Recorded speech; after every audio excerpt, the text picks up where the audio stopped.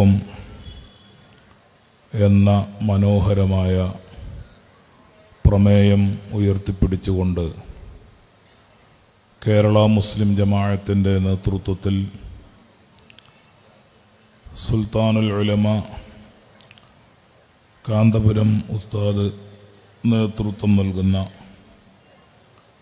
കേരള യാത്രയെ കാത്തിരിക്കുകയാണ് നാം എല്ലാവരും. കേരള യാത്രക്ക് നേതൃത്വം നൽകുന്ന പ്രസ്ഥാനം കേരള മുസ്ലിം ജമാഅത്ത്. കേരള മുസ്ലിം ജമാഅത്തിൻ്റെ മാതൃസംഘടന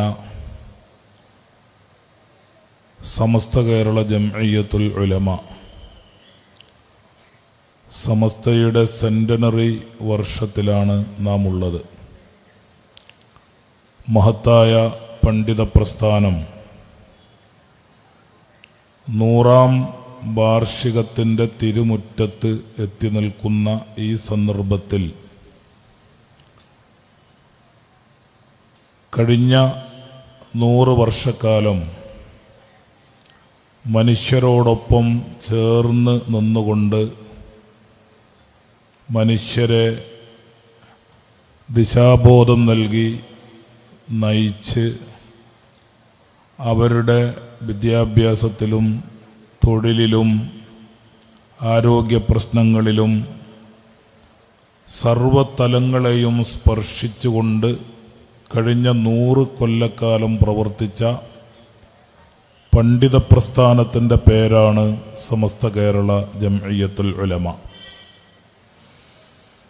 കേരളത്തിലെ മുസ്ലിമീങ്ങൾ പ്രതിസന്ധി നേരിട്ട സന്ദർഭങ്ങളിലെല്ലാം അവരോടൊപ്പം ചേർന്ന് നിന്ന് അതോടൊപ്പം ഒരു മതേതര സമൂഹം എന്ന നിലയിൽ കേരളത്തിലെ മനുഷ്യർ വ്യത്യസ്തങ്ങളായ വെല്ലുവിളികളെ അഭിമുഖീകരിച്ച സന്ദർഭത്തിൽ ബഹുസ്വരത തകരാതെ, മതസൗഹാർദ്ദം തകരാതെ, നമ്മുടെ ഐക്യവും സ്നേഹവും തകരാതെ മുസ്ലിമിനെയും ഹിന്ദുവിനെയും ക്രിസ്ത്യാനിയെയും എല്ലാവരെയും മനുഷ്യരായി കണ്ട് ചേർത്തി നിർത്തി മുന്നോട്ട് പോയ പ്രസ്ഥാനത്തിൻ്റെ പേര് സമസ്ത കേരള ജംഇയ്യത്തുൽ ഉലമ. കേരളത്തിൽ മുസ്ലിം സമുദായം വെല്ലുവിളി നേരിട്ട 1-2 സന്ദർഭങ്ങൾ അടയാളപ്പെടുത്തപ്പെട്ടിട്ടുണ്ട്.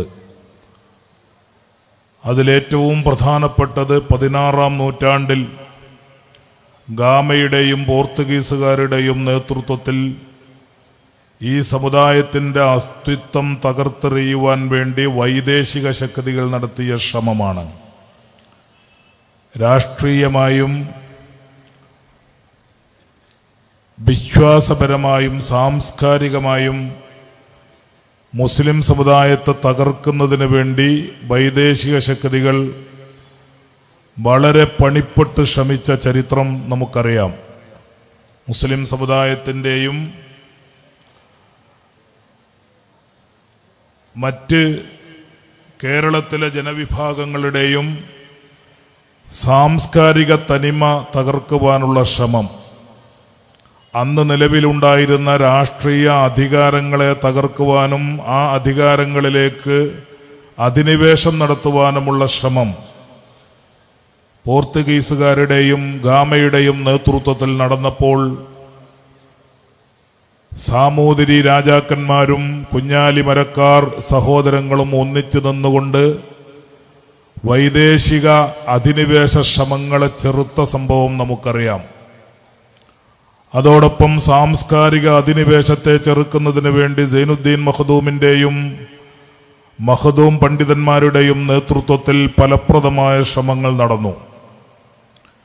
അതിനുശേഷം കേരളത്തിലെ മുസ്ലിമീങ്ങൾ വലിയ വെല്ലുവിളിയും പ്രതിസന്ധിയും നേരിട്ട സന്ദർഭമായിരുന്നു 20ാം നൂറ്റാണ്ടിൻ്റെ തുടക്കത്തിൽ ബ്രിട്ടീഷുകാർ വഹാബി പ്രസ്ഥാനത്തെ എടുത്ത് വീശിയ സന്ദർഭമായിരുന്നു അത്. കേരളത്തിലെ മുസ്ലിമീങ്ങളുടെ സംസ്കാരവും വിശ്വാസവും ആചാരങ്ങളും അനുഷ്ഠാനങ്ങളും ആത്മീയ നിലപാടുകളും അതെല്ലാം തകർത്തെറിഞ്ഞെങ്കിൽ മാത്രമേ വൈദേശിക ശക്തികൾക്ക് രാജ്യം ഭരിക്കാൻ സാധിക്കുകയുള്ളൂ എന്ന് മുൻകാല അനുഭവത്തിൽ നിന്നും മനസ്സിലാക്കിയ ബ്രിട്ടീഷ് ഇന്ത്യ കേരളത്തിലെ മുസ്ലിമീങ്ങളുടെ ആത്മീയതയും സംസ്കാരവും തകർക്കുന്നതിന് വേണ്ടി, അവരുടെ വിശ്വാസവും അനുഷ്ഠാനങ്ങളും തകർക്കുന്നതിന് വേണ്ടി ഉപയോഗിച്ച ആയുധമായിരുന്നു വഹാബിസം.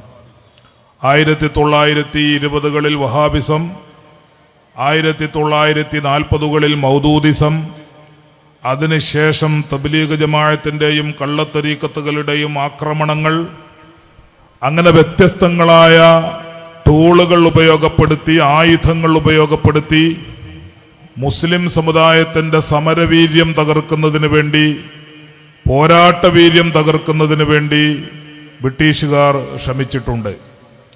1920കളിൽ കേരളത്തിലെ മുസ്ലിമീങ്ങൾ നേരിട്ട, ഇന്ന് ഒരു പക്ഷേ പുതിയ തലമുറക്ക് അജ്ഞാതമായ, അറിവില്ലാത്ത ഏറ്റവും വലിയ ഒരു പ്രതിസന്ധി കേരളത്തിലെ മുസ്ലിമീങ്ങൾ രൂപപ്പെടുത്തിയ, മലയാളത്തിന് അക്ഷരങ്ങൾ വരുന്നതിന് മുമ്പ്, മലയാള ഭാഷ നമുക്ക് അക്ഷരങ്ങളിൽ വായിക്കാൻ കഴിയുന്നതിന് മുമ്പ് നമ്മുടെ വൈജ്ഞാനികമായ നമ്മുടെ വ്യായാമങ്ങൾക്കും പഠന തപസ്സുകൾക്കും നാം ഉപയോഗപ്പെടുത്തിയ കേരളത്തിലെ മുസ്ലിമീങ്ങളുടെ തനത് ഭാഷയായിരുന്നു അറബി ഭാഷ, അറബി മലയാളം ഭാഷ. അറബി മലയാള ഭാഷയിൽ നമുക്ക് സാഹിത്യങ്ങളുണ്ടായിരുന്നു, പോരാട്ട സാഹിത്യങ്ങളുണ്ടായിരുന്നു, സമരകാവ്യങ്ങളുണ്ടായിരുന്നു, സർഗസാഹിത്യങ്ങളുണ്ടായിരുന്നു, ഡിക്ഷണറികളുണ്ടായിരുന്നു, ഒട്ടേറെ ഗ്രന്ഥങ്ങളുണ്ടായിരുന്നു. ഒരു ഭാഷക്കാവശ്യമായ എന്തെല്ലാം ചേരുവകളുണ്ടോ ആ ചേരുവകളെ മുഴുവനും ചേർത്ത് പിടിച്ചുകൊണ്ട് രൂപപ്പെടുത്തിയ അറബി മലയാള ഭാഷ, ആ ഭാഷയും ആ ഭാഷയിലെ ഗ്രന്ഥങ്ങളും തകർത്തെറിഞ്ഞെങ്കിൽ മാത്രമേ സ്വൈരമായി ഭരിക്കാനൊക്കുകയുള്ളൂ എന്ന് മനസ്സിലാക്കിയ ബ്രിട്ടീഷുകാർ വഹാബി മൗലവിമാരെ ഉപയോഗപ്പെടുത്തി അറബി മലയാളം ഭാഷ തകർത്തതിന്റെ ചരിത്രം CN അഹമ്മദ് മൗലവി പറയുന്നുണ്ട് അദ്ദേഹത്തിന്റെ മഹത്തായ മാപ്പിള സാഹിത്യ പാരമ്പര്യം എന്ന പുസ്തകത്തിൽ.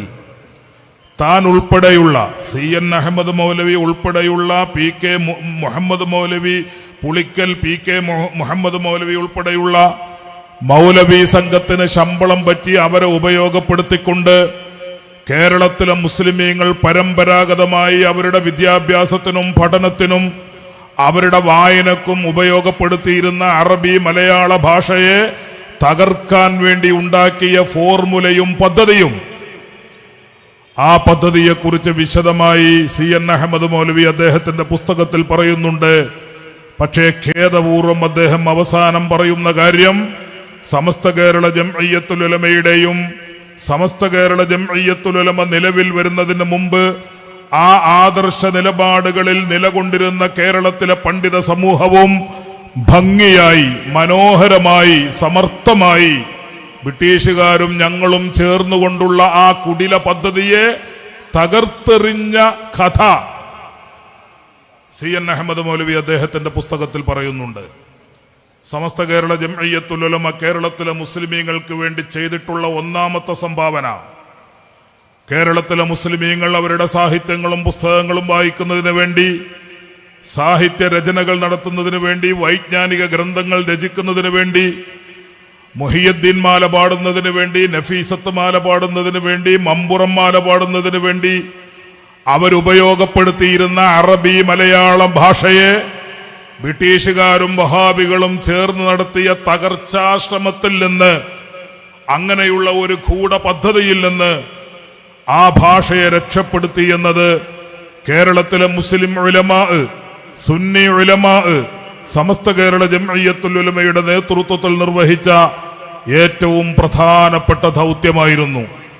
ആ ദൗത്യത്തിൽ CN അഹമ്മദ് മൗലവി പറയുന്നത് പോലെ അന്ന് നാം വിജയിച്ചില്ലായിരുന്നുവെങ്കിൽ അന്ന് സമസ്ത കേരള ജംഇയ്യത്തുൽ ഉലമ വിജയിച്ചില്ലായിരുന്നുവെങ്കിൽ ഇന്ന് മുഹിയുദ്ദീൻ മാല പാടുവാൻ, നഫീസത്ത് മാല പാടുവാൻ, അനേകം സാഹിത്യങ്ങളും കാവ്യങ്ങളും ചൊല്ലുവാനും പറയുവാനും കേരളത്തിലെ മുസ്ലിമീങ്ങൾക്ക് സാധിക്കുമായിരുന്നില്ല.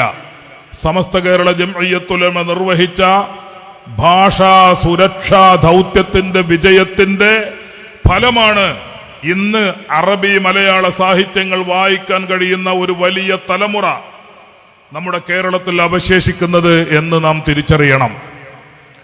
ഗൂഢമായ ആ ചതിയിൽ നിന്നും പദ്ധതിയിൽ നിന്നും മുസ്ലിം സമുദായത്തെ രക്ഷിച്ച് ആ സാഹചര്യത്തിൽ കേരളത്തിലെ മുസ്ലിമീങ്ങൾ പണ്ട് കുട്ടികൾ വായിക്കുന്ന കഥയിൽ പറയുന്നത് പോലെ ബ്രിട്ടീഷുകാർക്കൊന്നും നമ്മുടെ സമുദായത്തെ സ്വാധീനിക്കുവാൻ സാധിക്കുമായിരുന്നില്ല. ചന്തയിൽ നിന്ന് വാങ്ങിക്കൊണ്ടുവരുന്ന ആ മഴു കണ്ട് കാട്ടിലെ ചെറിയ മരങ്ങൾ കരഞ്ഞ കഥയുണ്ട് ബാലസാഹിത്യങ്ങളിൽ. ചെറിയ മരങ്ങൾ മഴു കണ്ട് കരയുമ്പോൾ വലിയ മരങ്ങൾ ചെറിയ മരങ്ങളെ സമാധാനിപ്പിച്ച കഥ. ആ മഴുവിന് നമ്മെ ഒന്നും ചെയ്യാൻ സാധിക്കുകയില്ല. പറഞ്ഞതുപോലെ ചന്തയിൽ നിന്ന് മാർക്കറ്റിൽ നിന്ന് മഴു വാങ്ങിപ്പോകുന്ന മരം വെട്ടുകാരൻ വീട്ടിലേക്ക് പോയി രണ്ടാമത്തെ ദിവസം ഒരു മരത്തിന്റെ കമ്പെടുത്ത് തായ ഫിറ്റ് ചെയ്ത് ഈ മഴുവിനൊരു പിടി ഫിറ്റ് ചെയ്ത് ആ തായയും തോളിൽ വെച്ചുകൊണ്ട് കാട്ടിലേക്ക് വന്നപ്പോൾ നേരത്തെ സമാധാനിപ്പിക്കാൻ ശ്രമിച്ച വലിയ മരങ്ങൾ വാവിട്ട് കരയാൻ തുടങ്ങി. ചെറിയ മരങ്ങൾ അല്പം പരിഹാസത്തോടെ ചോദിച്ചു, ഇന്നലെ അതേ മടുവല്ലേ ഇവിടെ വന്നത്? നിങ്ങളാരും കരഞ്ഞില്ല, ഞങ്ങളെ സമാധാനിപ്പിക്കുകയും ചെയ്തല്ലോ, ഇപ്പൊ നിങ്ങളെന്താണ് അതേ മടു കണ്ട് കരയുന്നത് എന്ന് ചോദിച്ചപ്പോൾ വലിയ മരങ്ങളുടെ മറുപടി, മുറിയാനും നശിക്കാനും മരിക്കാനും സ്വയം തയ്യാറാവുക. ഇന്നലെ മാർക്കറ്റിൽ നിന്ന് വന്നതുപോലെയല്ല ഇന്ന് അവൻ വരുന്നത്. ഇന്ന് നമ്മുടെ കൂട്ടത്തിൽ നിന്ന്, നമ്മുടെ ഇടയിൽ നിന്ന് ഒരാൾ അവന്റെ കൂടെ ചേർന്നിരിക്കുന്നു, ഒരു ഭാഗം അവന്റെ കൂടെ ചേർന്നിരിക്കുന്നു. മരത്തിന്റെ കമ്പിട്ട താഴയിട്ട മഴുവുമായിട്ടാണ് അവൻ കാട്ടിലേക്ക് വരുന്നത്. അതുകൊണ്ട് കാട് മുഴുവനും അടുത്ത നിമിഷത്തിൽ നശിക്കാൻ പോവുകയാണ് എന്ന് വലിയ മരങ്ങൾ ഭീഷണിപ്പെടുത്തിയ ഒരു കഥയുണ്ട് ബാലസാഹിത്യങ്ങളിൽ. ഇതുപോലെ ബ്രിട്ടീഷുകാർക്കോ വൈദേശിക ശക്തികൾക്കോ സാമ്രാജ്യത്വ ശക്തികൾക്കോ രാഷ്ട്രീയമായോ സാംസ്കാരികമായോ വിശ്വാസപരമായോ ഒട്ടും സ്വാധീനിക്കാൻ പറ്റുന്ന സമുദായമായിരുന്നില്ല കേരളത്തിലും ഇന്ത്യയിലുമുള്ള മുസ്ലിമീങ്ങൾ.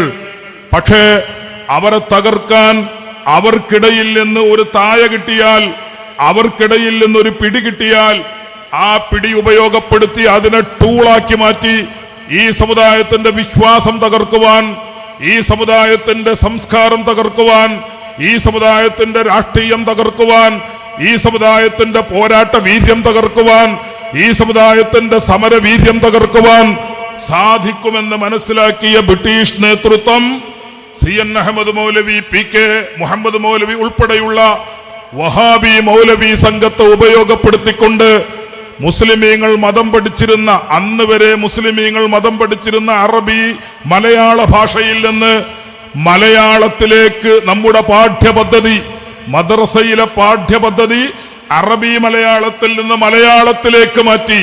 അങ്ങനെ മലയാളത്തിലൂടെ ശരിയായ മതം, ഏതാണ് ശരിയായ മതം?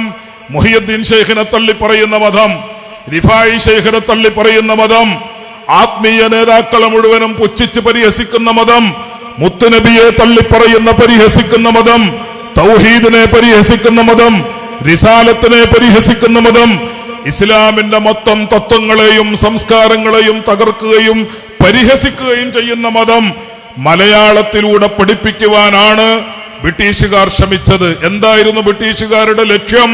നമ്മുടെ സമരവീര്യം തകർക്കണം, നമ്മുടെ പോരാട്ട വീര്യം തകർക്കണം, മുസ്ലിമിന്റെ ആത്മീയത തകർക്കണം, അവന്റെ വിശ്വാസത്തിന്റെ തനിമ തകർക്കണം. അങ്ങനെ വിശ്വാസമില്ലാത്ത, സംസ്കാരമില്ലാത്ത, പാരമ്പര്യബോധമില്ലാത്ത, ചരിത്രബോധമില്ലാത്ത ഒരു സമുദായം ഷണ്ഡീകരിക്കപ്പെടും. ഷണ്ഡീകരിക്കപ്പെട്ട ഒരു സമുദായത്തെ കൊണ്ട് നമ്മുടെ താല്പര്യങ്ങളെ സംരക്ഷിച്ചെടുക്കുവാൻ, നമ്മുടെ രാഷ്ട്രീയ താല്പര്യങ്ങളെ സുരക്ഷിതമാക്കുവാൻ, നമ്മുടെ അധികാര താല്പര്യങ്ങളെ സംരക്ഷിക്കുവാൻ സാധിക്കുമെന്ന് ബ്രിട്ടീഷ് നേതൃത്വം മനസ്സിലാക്കി. അതിന്റെ ഫലമാണ് വഹാബിസം എന്ന് പറയുന്ന തീവ്രവാദി പ്രസ്ഥാനത്തെ അവരുടെ കമ്പനിയിൽ തന്നെ രൂപപ്പെടുത്തുകയും ആ കമ്പനിയിൽ രൂപപ്പെടുത്തിയ മൗലവിമാർക്ക് നീണ്ട താടിയും നീണ്ട ഡ്രസ്സും വെച്ചുകൊടുത്ത് മുസ്ലിം സമുദായത്തിലേക്ക് കടത്തിവിട്ട് ഈ സമുദായത്തെ ഭിന്നിപ്പിക്കുവാനും മുസ്ലിം സമുദായത്തിൽ ഛിദ്രത വളർത്തുവാനും അവരുടെ വിശ്വാസത്തെ തകർക്കുവാനും ബ്രിട്ടീഷുകാർ നടത്തിയ ഒന്നാമത്തെ ശ്രമത്തെ സമസ്ത കേരള ജംഇയ്യത്തുൽ ഉലമ തകർത്തു, മനോഹരമായി തകർത്തു. ആ കാലഘട്ടം മുതൽക്ക് ഇപ്പോൾ 100 വർഷങ്ങൾ പിന്നിടുകയാണ്. ഈ 100 വർഷങ്ങൾ പിന്നിടുന്ന ഈ കാലഘട്ടത്തിലും നമ്മുടെ സമുദായത്തിന്റെ വിശ്വാസത്തിന് കാവൽ നിൽക്കുന്ന, കേരളത്തിലെ മതസൗഹാർദ്ദത്തിന് കാവൽ നിൽക്കുന്ന, കേരളത്തിലെ മനുഷ്യ സൗഹൃദത്തിന് കാവൽ നിൽക്കുന്ന, കേരളത്തിലെ മതേതരത്വത്തിന് കാവൽ നിൽക്കുന്ന, കേരളത്തിലെ മനുഷ്യ സ്നേഹത്തിന് കാവൽ നിൽക്കുന്ന, കേരളത്തിലെ ബഹുസ്വരതയ്ക്ക് കാവൽ നിൽക്കുന്ന മഹാപ്രസ്ഥാനമായി നെഞ്ചു വിരിച്ചു നിന്നുകൊണ്ടാണ് സമസ്ത കേരള ജംഇയ്യത്തുൽ ഉലമ 100ാം വാർഷികത്തിലേക്ക് കടക്കുന്നത് എന്ന കാര്യം ഞാൻ നിങ്ങളെ ഓർമ്മപ്പെടുത്തുന്നു. സഹോദരങ്ങളെ, വരാനിരിക്കുന്നത് സെന്റനറി വർഷമാണ്, നൂറ്റാണ്ടിന്റെ ആഘോഷത്തിന്റെ വർഷമാണ്. സമസ്ത കേരള ജംഇയ്യത്തുൽ ഉലമ 100 കൊല്ലം എന്ത് ചെയ്തു എന്ന ചോദ്യത്തിന് ഉത്തരം പറയേണ്ടത് വരുന്ന മാസങ്ങളിൽ സമ്മേളനത്തിന്റെ പ്രചാരണവുമായി ബന്ധപ്പെട്ടുള്ള ക്യാമ്പയിൻ കാലയളവിൽ വിശദമായി നമുക്കത് പറയാൻ കഴിയും. പക്ഷേ ഒരു കാര്യം ഞാൻ ഇവിടെ സാന്ദർഭികമായി ഓർമ്മപ്പെടുത്തുന്നു. സമസ്ത കേരള ജംഇയ്യത്തുൽ ഉലമയ്ക്ക് വഹാബിസത്തിൽ സുഹൃത്തുക്കളില്ല. സമസ്ത കേരള ജംഇയ്യത്തുൽ ഉലമയ്ക്ക് മൗദൂദിസത്തിൽ സുഹൃത്തുക്കളില്ല. സമസ്ത കേരള ജംഇയ്യത്തുൽ ഉലമയ്ക്ക് പുത്തൻവാദികൾക്കിടയിൽ സുഹൃത്തുക്കളില്ല. ഈ സമുദായത്തിന്റെ അസ്തിത്വത്തെ തന്നെ തകർക്കുവാനും അതിന്റെ വിശ്വാസത്തെ തകർക്കുവാനും അതിന്റെ സംസ്കാരത്തെ തകർക്കുവാനും അതിന്റെ പാരമ്പര്യത്തെ തകർക്കുവാനും ഏതൊക്കെ കാലങ്ങളിൽ ഏതെല്ലാം ഛിദ്രശക്തികൾ ശ്രമിച്ചിട്ടുണ്ടോ അവരോടൊക്കെ ചെറുത്തു തോൽപ്പിക്കുകയും അവരെയൊക്കെ പരാജയപ്പെടുത്തുകയും മനുഷ്യത്വത്തെയും മനുഷ്യ സൗഹൃദത്തെയും മനുഷ്യന്റെ ഐക്യത്തെയും മനുഷ്യന്റെ സ്നേഹത്തെയും മനുഷ്യരുടെ ബഹുസ്വരതയെയും കേരളത്തിലെ ബഹുസ്വരതയും മതേതരത്വവും മറ്റേത് സംസ്ഥാനങ്ങളെക്കാളും മറ്റേത് രാജ്യങ്ങളെക്കാളും നിലനിൽക്കുന്നതിന്റെ പിന്നിൽ പ്രവർത്തിച്ചിട്ടുള്ളത് കേരളത്തിലെ മുസ്ലിം പണ്ഡിതന്മാർ, സമസ്ത കേരള ജംഇയ്യത്തുൽ ഉലമയുടെ നേതാക്കൾ, കേരളത്തിലെ ഹൈന്ദവ സന്യാസിമാരും സൂഫിവര്യന്മാരും, കേരളത്തിലെ ഹൈന്ദവ സന്യാസിമാരും മുസ്ലിം സമുദായത്തിലെ സൂഫിവര്യന്മാരും, കേരളത്തിലെ ക്രൈസ്തവ പണ്ഡിതന്മാർ, ക്രൈസ്തവ നേതാക്കൾ, അങ്ങനെ എല്ലാവരും ചേർന്നുകൊണ്ട് മതത്തിന്റെ നേതാക്കൾ ചേർന്ന് നിന്നുകൊണ്ട് അതോടൊപ്പം രാഷ്ട്രീയ രംഗത്തും സാമൂഹിക രംഗത്തും പ്രവർത്തിച്ചു കൊണ്ടിരിക്കുന്ന നേതൃനിര ഒന്നിച്ചു നിന്നുകൊണ്ട് വർഗീയതയെ ഞങ്ങൾ ചെറുക്കും, മനുഷ്യത്വ വിരുദ്ധമായ പ്രവർത്തനങ്ങളെ ഞങ്ങൾ ചെറുക്കും, ബഹുസ്വരതയെ ഞങ്ങൾ സംരക്ഷിക്കും, മതേതരത്വത്തിന് ഞങ്ങൾ കാവൽ നിൽക്കും എന്ന് പ്രഖ്യാപിച്ചതിന്റെ ഫലമാണ് നമ്മുടെ കേരളത്തിലെ സമാധാനം, കേരളത്തിലെ സുരക്ഷിതത്വം.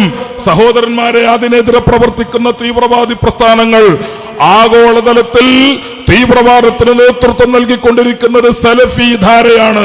സലഫി ധാരയിൽ വഹാബിസമുണ്ട്, സലഫി ധാരയിൽ മൗദൂദിസമുണ്ട്, സലഫി ധാരയിൽ തബ്ലീഗ് ജമാഅത്തുണ്ട്, സലഫി ധാരയിൽ കള്ളത്തരീഖത്തിന്റെ ആളുകളുണ്ട്.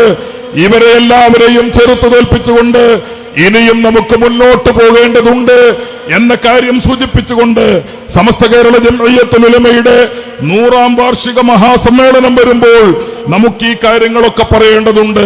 ഇതെല്ലാം വിശദമായി ചർച്ച ചെയ്യേണ്ടതുണ്ട്. എന്തിനാണ് സമസ്ത കേരള ജംഇയ്യത്തുൽ ഉലമ പ്രവർത്തിക്കുന്നത്? കഴിഞ്ഞ 100 കൊല്ലം സമസ്ത കേരള ജംഇയ്യത്തുൽ ഉലമ നേടിയ നേട്ടങ്ങൾ എന്തൊക്കെ? ഒറ്റവാക്കിൽ ഞാൻ പറഞ്ഞ് അവസാനിപ്പിക്കട്ടെ. 100 വർഷം സർവാക്രമണങ്ങളിൽ നിന്നും, സർവ കടന്നുകയറ്റങ്ങളിൽ നിന്നും, സർവ അധിനിവേശങ്ങളിൽ നിന്നും മുസ്ലിം വിശ്വാസത്തെ, മുസ്ലിമീങ്ങളുടെ വിശ്വാസത്തിന് കഴിഞ്ഞ 100 വർഷക്കാലം നിതാന്ത ജാഗ്രതയോടെ കാവൽ നിന്ന പ്രസ്ഥാനത്തിന്റെ പേരാണ് സമസ്ത കേരള ജംഇയ്യത്തുൽ ഉലമ. ആ സമസ്ത കേരള ജംഇയ്യത്തുൽ ഉലമയുടെ പോഷക സംഘടനയാണ് കേരള മുസ്ലിം ജമാഅത്ത്, സുന്നി യുവജന പ്രസ്ഥാനം SYS, സുന്നി വിദ്യാർത്ഥി പ്രസ്ഥാനം SSF. അങ്ങനെ നമ്മുടെ പ്രാസ്ഥാനിക കുടുംബങ്ങൾ ഒരുമിച്ച് ചേർന്ന് നിന്നുകൊണ്ടാണ് മനുഷ്യർക്കൊപ്പം എന്ന മനോഹരമായ ശ്രദ്ധേയമായ പ്രമേയം ഉയർത്തിപ്പിടിച്ചുകൊണ്ട് കേരള യാത്രക്ക് നേതൃത്വം നൽകുന്നത് ഇൻഷാ അല്ലാഹ് സുൽത്താനുൽ ഉലമ നമ്മുടെ സദസ്സിലേക്കും നമ്മുടെ സമ്മേളനത്തിലേക്കും വരുന്നു. നിങ്ങൾ ഈ കേരള യാത്രയെ മനോഹരമായി, ഹൃദ്യമായി, ഹാർദമായി സ്വാഗതം ചെയ്യണമെന്ന് അഭ്യർത്ഥിച്ചുകൊണ്ട് വആഖിറു ദഅവാനാ അൽഹംദുലില്ലാഹി റബ്ബിൽ ആലമീൻ. അസ്സലാമു അലൈക്കും വറഹ്മത്തുള്ളാഹി. കാമിലരാഗതമായി സുൽത്താൻ